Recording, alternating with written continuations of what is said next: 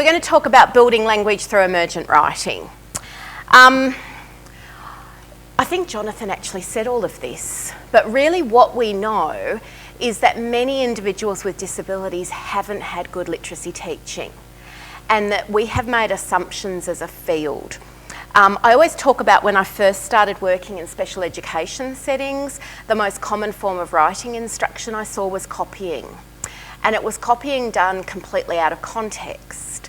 So the students would come in the morning, there would already be a sentence or two written on the board, and the students would have to copy it. And if they couldn't physically copy it, they just didn't do anything. If they could physically copy it, or they could use a typewriter. Some of you won't remember typewriters. They were these things with buttons that you pressed. Anyway, so if you could copy it, you copied it, but it was never given a reference or a meaning. There was no language behind it. And so Cadam's published a whole book talking about how we had a history of doing that in special education. And he published that book back in 2000, and I wish I could say that those practices had completely disappeared, but unfortunately I see them still happening. Maybe not quite as much of a gap between function and what's happening, but we certainly still see a lot of students who don't get access to writing because they can't physically manipulate a pen or a pencil. So that's what we're going to talk about today. I also wanted to start by just talking about what is writing. Writing is more than just moving that bloody stick over a piece of paper. Writing is about thinking. If I ask you all to write now, I'm going to ask you all to write about a dog. The very first thing you've got to do is think. You can't write without thinking. And so a practice like copying is highly problematic because it doesn't even assist students with these most basic skills in writing. So when we make writing all about motor, we forget about the cognitive part of it.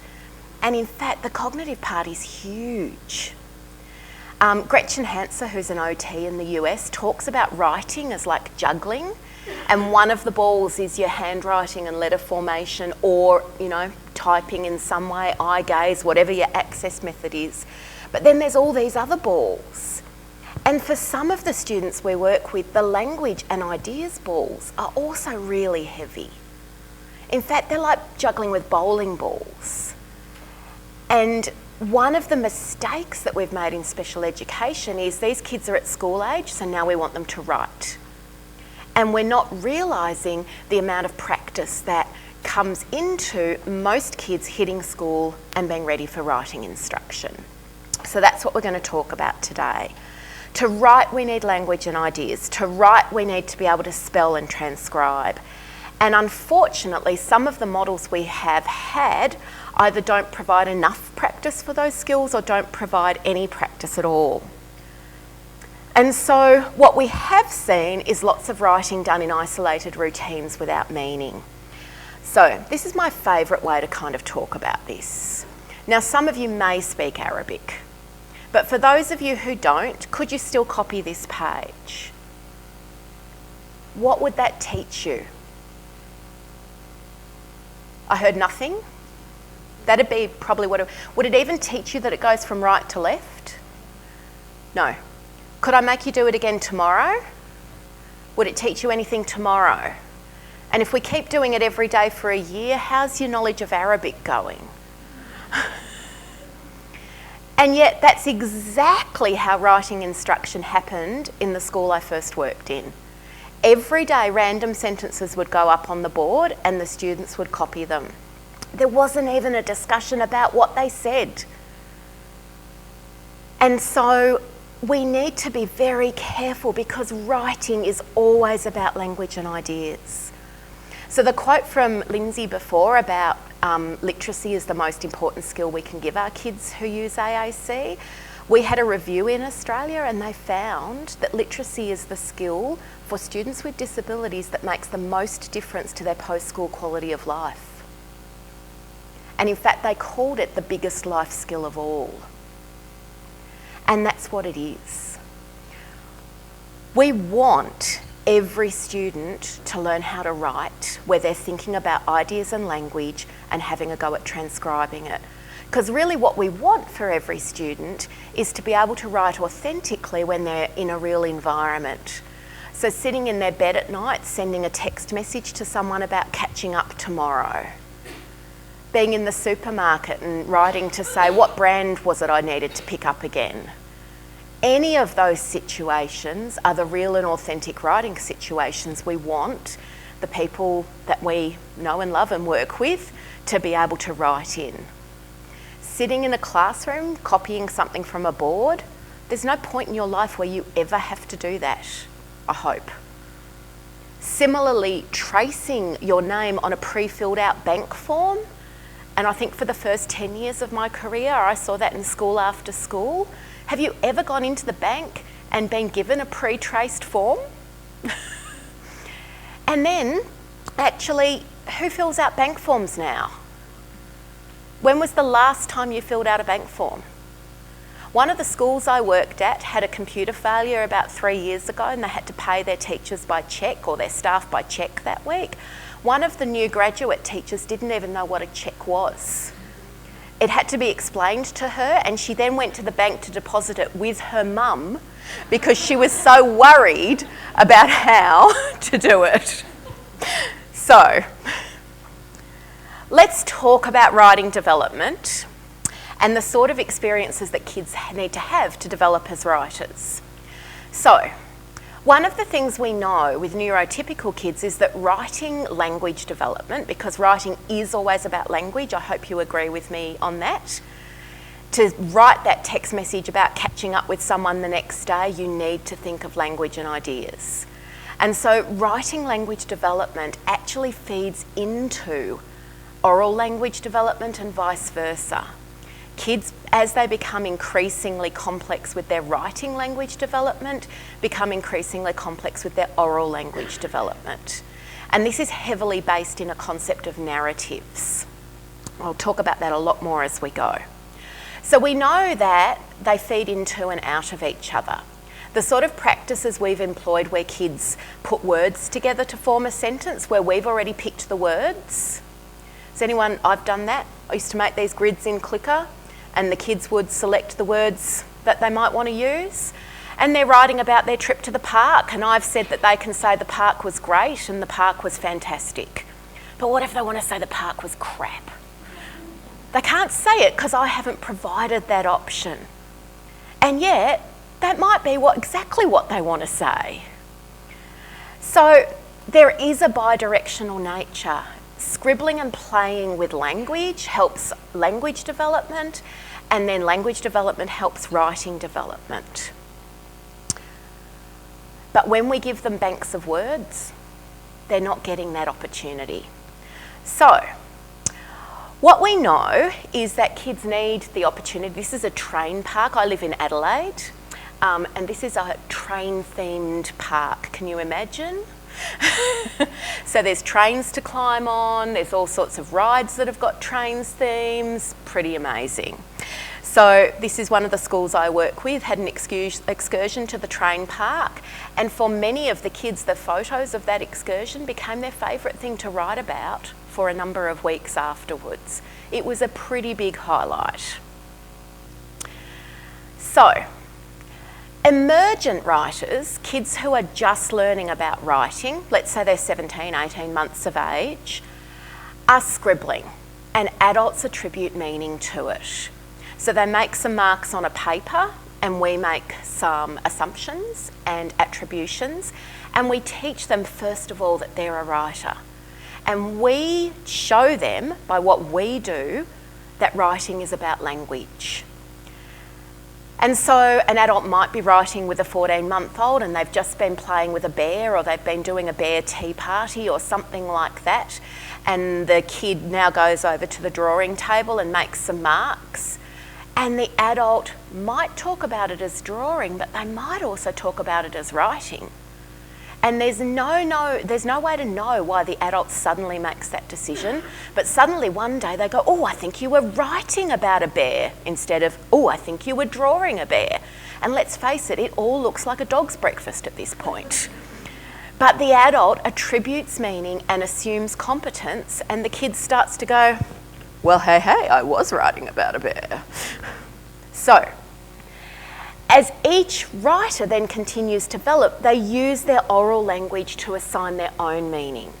And then that oral language becomes more complex. So in 6 months, when the kid says, I've written about a bear, the adult says, oh, awesome.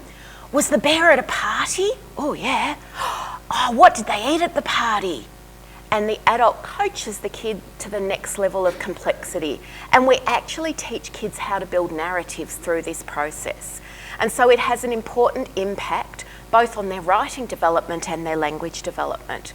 We actually cannot separate literacy and language. They just go so closely hand in hand.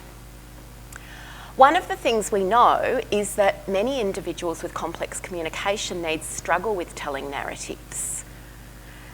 We should recognise that emergent writing is an important tool for helping us help them to learn to do this.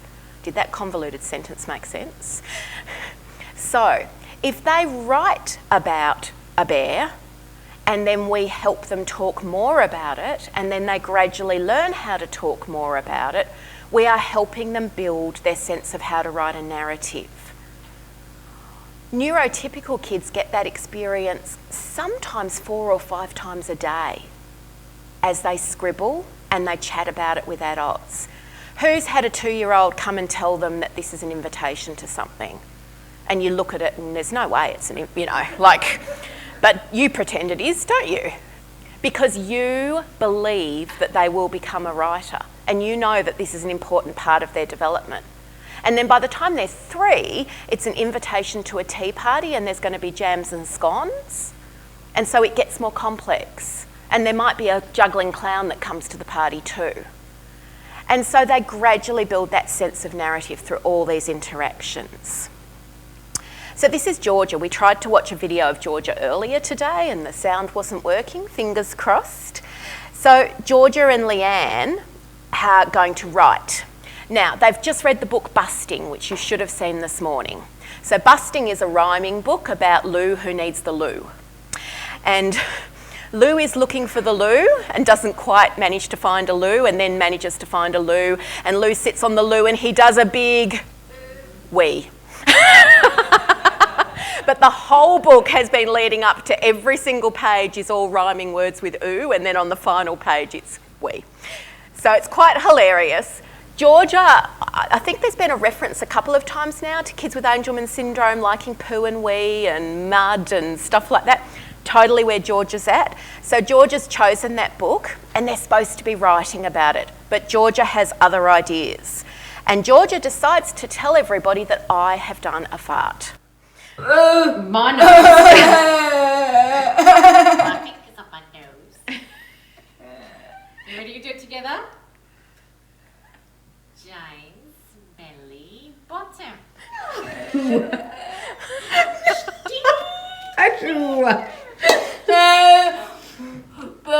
You need a crayon to write about it. Yeah. Oh. Yeah. Yeah. Oh. Oh, I'm not sure the pencil is going to weigh enough away. So we could stay at this level of interaction where Georgia's been able to do this for a while. She points at someone and then pretends they've done a fart. But what we're going to do is we're going to use this as an opportunity to turn it into more of a narrative. So we're going to talk about it a bit, use some symbols about it, and then write about it, and help her turn this into an increasingly complex narrative. She's highly engaged with it, and she has generated that idea completely independently. I don't smell it anymore. I think we're safe. I think we're all good. All right, so shall we write about it now? Now, Georgia, let's go to opinions. What are you going to say about my supposed smell? Because we are just pretending, aren't we? We are. But what are we going to say about it? What do you want to write about it? It's good. Smelly bottoms are good. But what are you going to say? It's really stinky. Well, can you find stinky? Can you can you find stinky? No, maybe turn the page. Oh, it's yucky. You want to write, it's yucky. Yeah? Yes. Wow. Georgia, It's floppy. you know how to... Yes. Okay. All right. So we're going to write Jane's bum smells. Okay. All right. So we're starting with Jane's bum smells. All right. So your first letter is an A, B, C, or D. What would you like? You want to flop them out? Flop them out. Yeah, Georgia probably needs spaces. Yeah. Okay. Beautiful. Oh. Yes. Would you like to choose your first letter? No, you smell good. An A. You're choosing an A. Okay. Oh. For Jane's bum smells yucky. What's your next letter? Your next letter. An A, B, C, or D. Or turn the page. You're saying boring. Oh, naughty. Naughty. You're just being naughty. I know we are, but it's okay. Okay. It's okay. We can be naughty. Okay. So what Leanne and Georgia were doing is what's called co-construction, and it's what adults do with typically development children all the time in narrative development. So the child provides one piece of information, like it's a tea party, and then the adult asks some questions or models some extra things that the child could say. And through that process, assists them to develop an increasingly complex idea of telling a narrative. What we know is that that has been identified as an effective strategy with kids with complex communication needs as well. In terms of developing the ability to tell a narrative, which later in life becomes one of the biggest ways in which we create social closeness. So you create social closeness with your friends by telling them stories. By the time you're 70, it's what you're doing the majority of every day. I live with my dad, believe me. So, you use narratives all the time. By the time we're in our 30s, it's how we're identifying people at parties that we want to chat to. We're listening to the stories that they tell. Narratives are an extremely important skill to have for social closeness, and emergent writing is a way to help us practice narratives, plus develop as writers, so it's a real win-win situation. So let's talk about emergent writing and what it looks like for neurotypical kids. And I'm going to mention the developmental writing scale. It's a tool actually from the US. It goes up to actually grade 3, not grade 4 in Australia. I'm not sure where it would go up to here, but it's about an 8-year-old's writing. So, emergent writing. Starting at level 1, the focus is on function. So this is my friend's daughter, Matilda. Matilda, well, this is actually not Matilda, this is a piece of paper from Matilda. Matilda is a neurotypical child. Her mum, I was talking to her mum about writing development. Her mum is actually the amazing speechy who does the pod focus sheets, if any of you have not know them. So she's an amazing speech pathologist, and I was talking to her about writing development. She said, oh, I've got this box of Matilda's writing samples from over the years, and she offered to take photos and send them to me. So this is the first thing that's in the box as Matilda's first writing sample, and she's 17 months old. Why?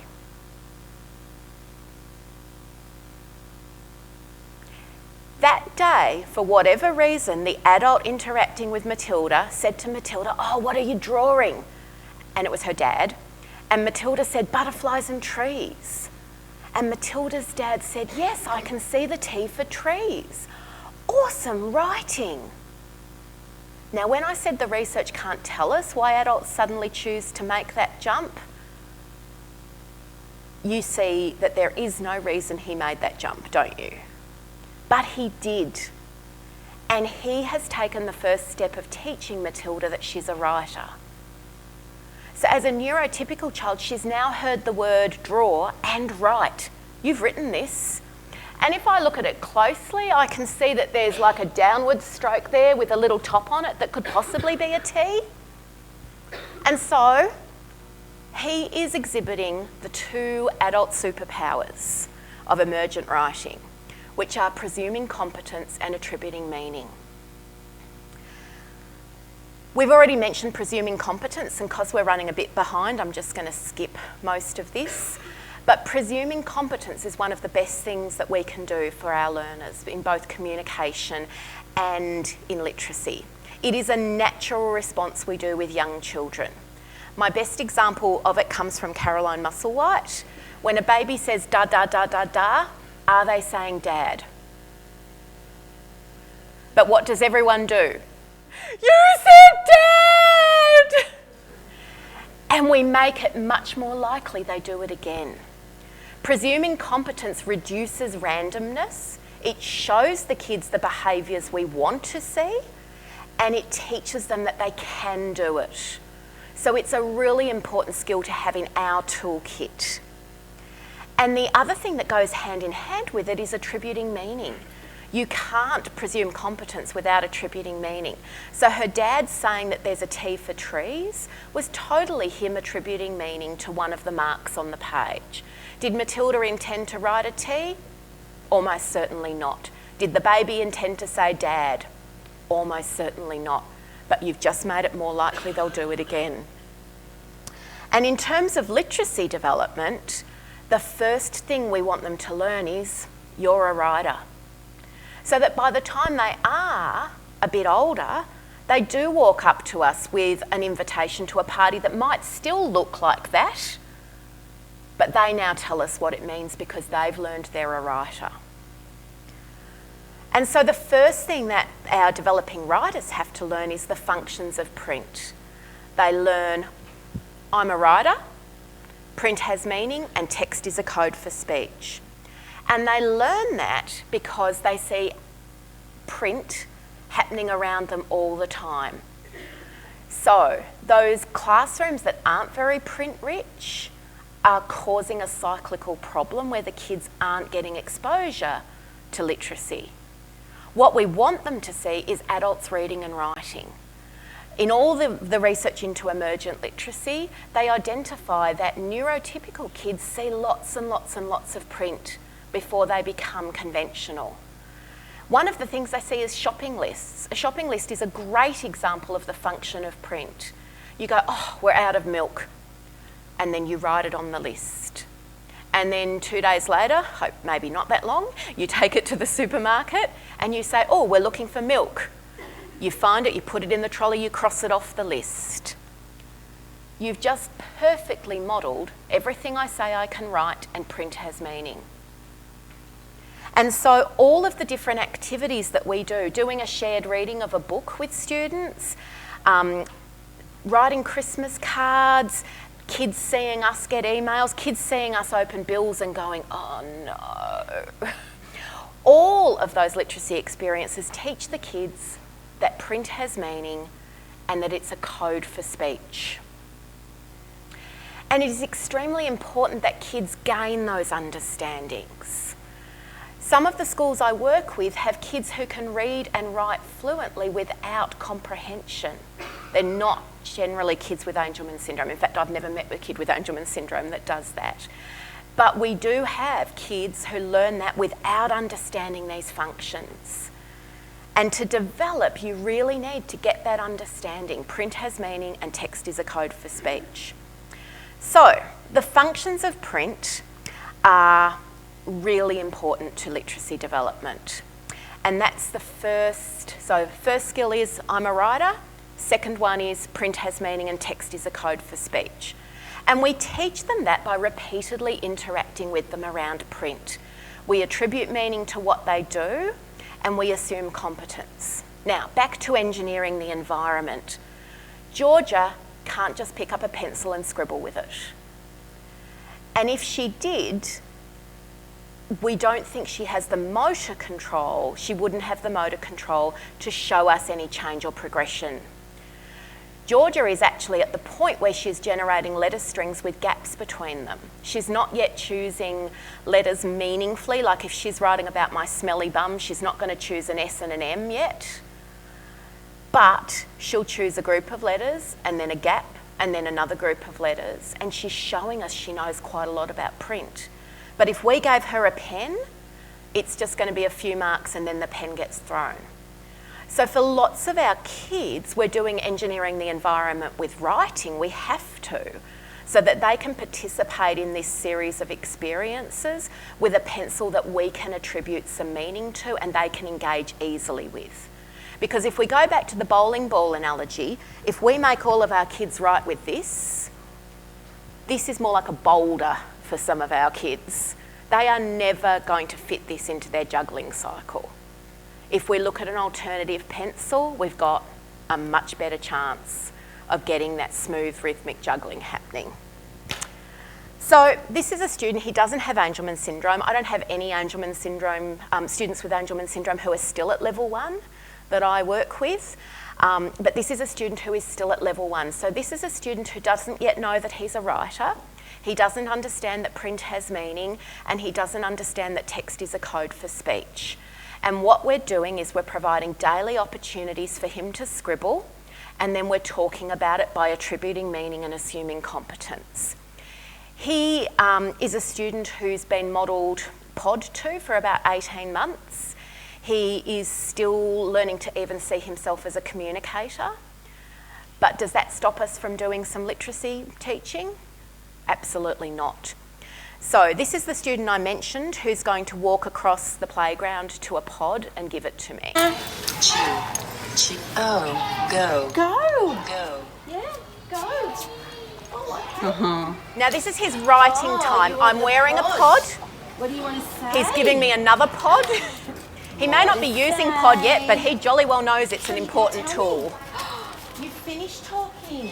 Okay. Now I put that pod down because I've got my own. Oh, you are going. Now it's writing time. So I've also got an iPad app called Word Wizard, and I'm constantly modelling writing. So I'm writing the word go again and again because he's very good at going, and I want to write about what's happening. So now in between pushing him, I'm writing the word swing. Now Word Wizard is a really interactive app. You drag letters across the screen and it says them as you drag them. He really likes it because it's interactive and it makes noises. He doesn't yet realise it's a pencil, but that's part of what we're teaching him. So I've just said swing, and now I'm back to go. Go. Go, and he said the word go, which got the camera person really excited. And now he's gone. So I follow him because this is our writing session. Oh. And he touches the screen and happens to choose the word O. I mean the letter O. And I say, look, you chose O for go. And look, he stops and looks. And now he's going to go again. And that's his writing lesson done. And if we're lucky, we can fit another couple of them in. It's no longer than Matilda probably did, numbers of her samples, but we're aiming to teach him the same thing. You scribble with that thing and we're going to attribute meaning to it. Wow, Michelle. Oh, you're really going. Okay, so Sally Clendon and I, Sally is an amazing lecturer at Massey Uni, and 3 of her students are here. Yay! We've got Kiwis in the room. So we have 3 lovely people who are lucky enough to go to university and have Sally as their lecturer in AAC, so they have a huge amount of knowledge. Now, Sally and I put together some guidelines. So Sally and I teach a week-long course in Australia on literacy every year. We have done it here once. Rosie organised it, and we'll probably be doing one again the year after next. And I'm in a bit of trouble. Anyway, moving right along. So these are guidelines that we've developed. They are only guidelines, but it's trying to help people understand what the steps are in working with a student who's at that level 1 or at level 3 or at level 7 to help them move forward. So for a student who's at level 1, these are our guidelines. Now, it's not perfect. You might have to vary it slightly, but these are the things we want to see. You're going to pick some sort of topic, and it's frequently what the student's currently engaged with. Mishak is not the sort of student where I can bring in a photo, have a chat about it, and then do some writing. We're just going to go with what is happening now, and that's where we're going to start. And by the time he's at level 3, we'll be able to sit at a table and have a formal discussion and write. But not just yet. He needs to build a lot more language and a whole heap of other self-regulation skills first. But if we wait till those skills happen, he's never going to develop as a writer. So we're just bringing the writing to him. So we select the topic, we get them to use a flip chart or some sort of alphabet, and then we can use their AAC system to attribute meaning. Then to whatever they chose. So he chose the O, and then I've modelled, oh, you said go. And it was such a fluke, it was an O, but wasn't it a good fluke? And then I might use the flip chart or the pencil occasionally to model, which was what I was doing at the beginning of that video, and we just repeat. And over time, he is going to learn the understandings we need him to learn. Now, kids eventually move up to level 2 on the scale. So now they know they're a writer, they know print has meaning, and they understand text is a code for speech. And what starts to happen is they develop a difference between their writing and their drawing. This only applies to kids using pens and pencils. So this is Matilda again, and now can you see the difference between her writing and her drawing? Now she says that the bottom one is a horse, and it's the writing for a horse. Most of us probably look at that and go, that's a bit like a picture of a horse. So she's still on her developmental way, but she is now 2 years and 4 months. So from 17 months to 2 years and 4 months, she's had daily interactions with adults, sometimes 3 or 4 a day, where they have attributed meaning and assumed competence, and she has gradually learned, first of all, I'm a writer, second, print has meaning, third, text is a code for speech. And now she's starting to learn the difference between writing and drawing. 2 months later, that difference is becoming even clearer. So down the bottom is her signature, and off to the left is her picture that she drew for Dad. So this is a postcard sent home to Dad. And so you can see that difference between writing and drawing becoming even clearer. The developmental writing scale, I mentioned it really briefly, is a 14-point scale developed by Janet Sturm and colleagues as a way of us measuring writing development for kids who aren't great with pens and pencils. And so it has a real focus on what these stages look like with some sort of alternative tool. And so it actually says on the scale that level 2, which is a common level on mainstream writing scales, doesn't exist for many of our kids. Because when you're scribbling with an app like Mishak was scribbling with, or a flip chart like Georgia was scribbling with, there is no level 2.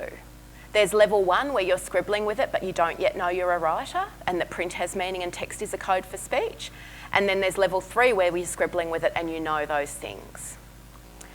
So, but I want you to think about the time.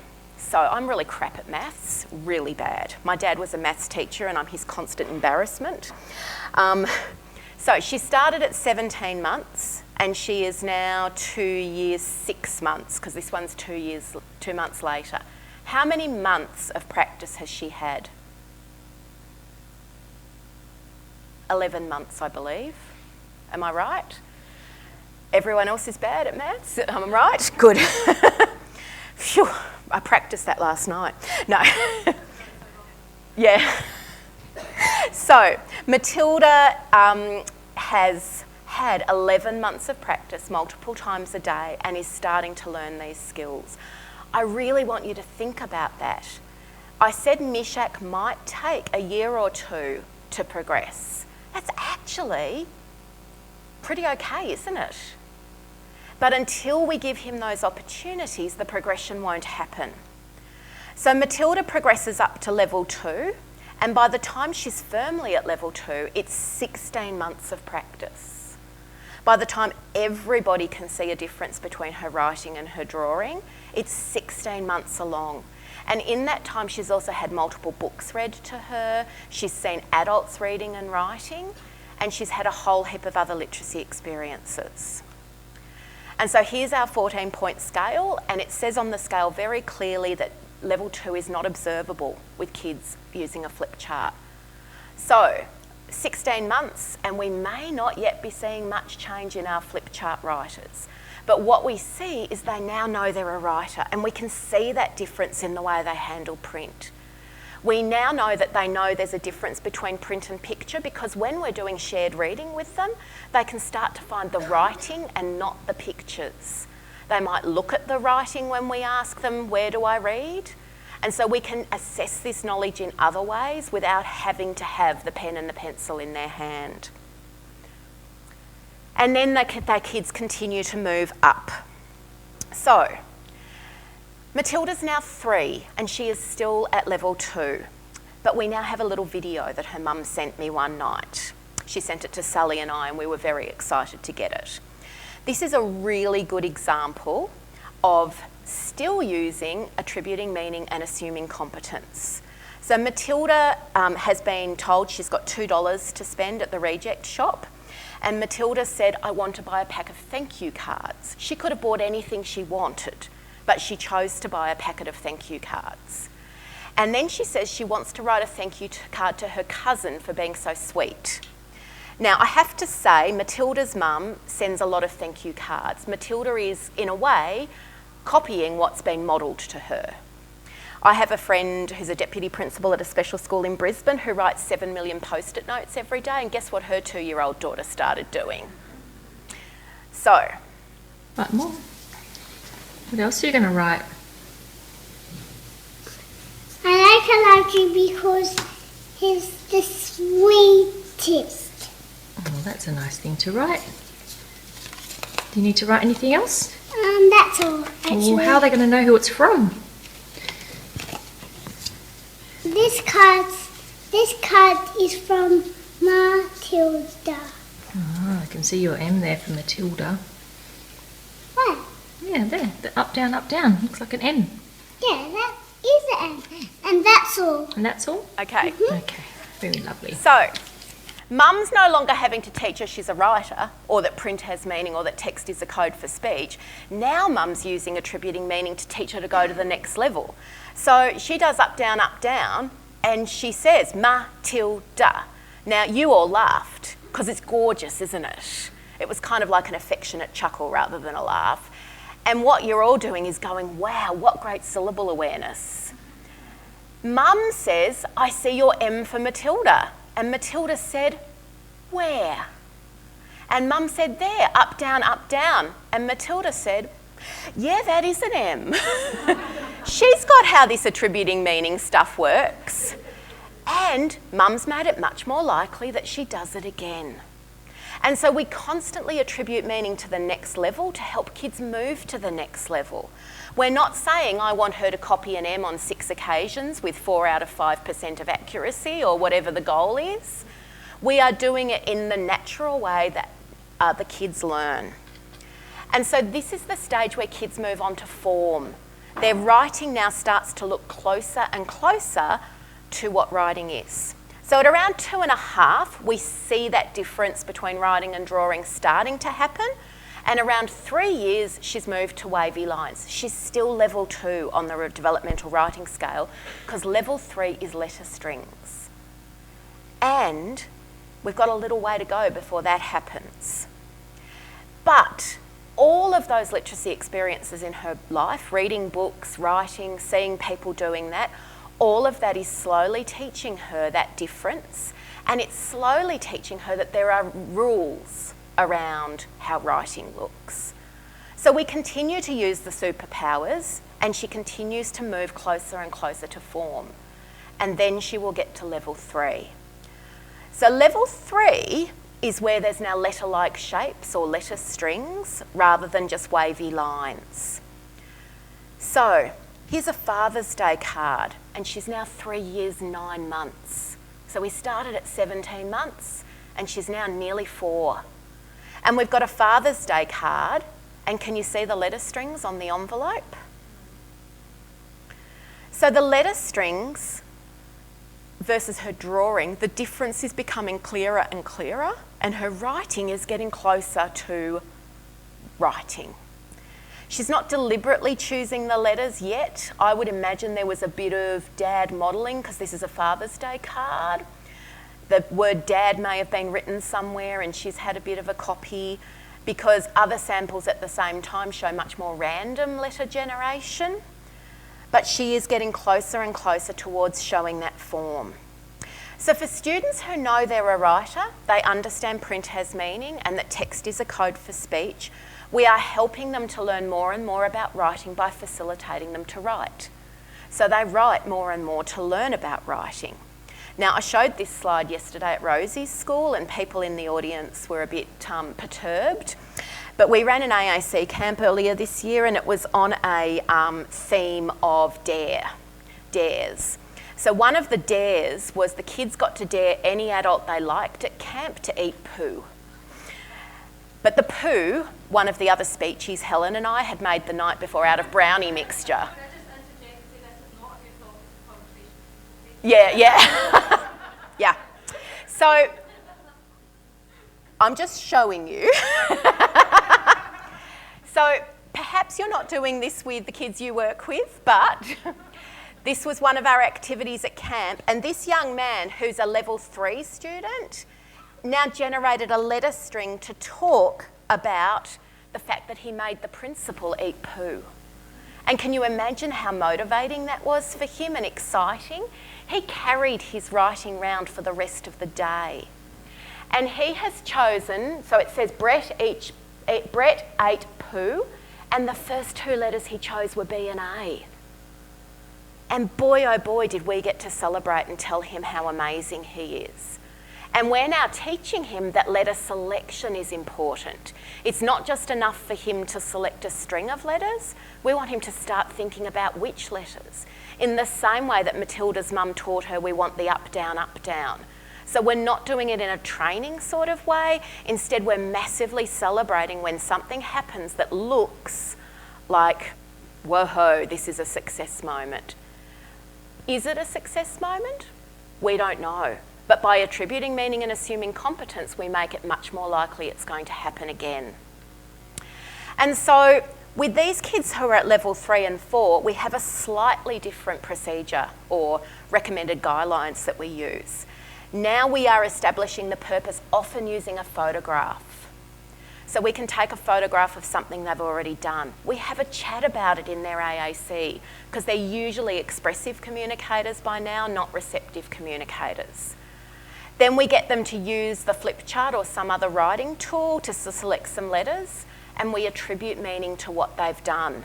And it's a great day when you can get a B and an A for Brett ate poo.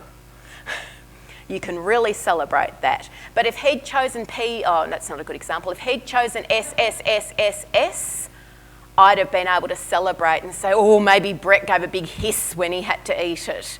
I can come up with anything. So, and then we use the flip chart ourselves to model as much as we can, at least once a week. And so for Matilda, she's also moving closer to form.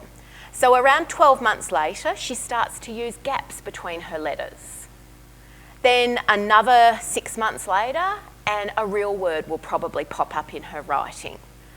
And then after that, she'll start to write some simple phonetic sentences of 3 to 5 words, and she moves away from Emergent and into being a conventional writer. So that's the same process we want to help our students move through. So we want to get them to write. We want them to have an opportunity to write at least once a day. We need to make sure we problem solve an appropriate writing tool, because if we limit their writing development to handwriting, we're not going to see much development. We've even had kids who everyone thought were emergent that when we gave them a keyboard, suddenly were able to prove they were conventional. We need to help them learn about those functions of print. They need to learn, first of all, that they're a writer. And then we want them to learn that print has meaning and text is a code for speech. And to do that, we need to scribble, attribute meaning, and assume competence. And we can use a range of writing purposes. It can be anything you can come up with, but just do it with meaning and language. And as they progress, co-construct the narrative that goes with it. Get them to choose 1 or 2 words, you can suggest 1 or 2 words, and help them to move further along with that skill as well. And remember that it's actually over 4 or 5 years that this happens for neurotypical kids. It's generally about 4 years for them to move from being emergent to conventional. So don't expect your emergent students to suddenly become conventional writers. We've seen examples like Jonathan who've suddenly shown us this amazing group of skills, but that's not the majority. The majority of kids, it is time, practice, and lots of opportunities. So they're the people who let me use photos and videos and stuff. And thank you. Oh, and I'll be round if there's any questions.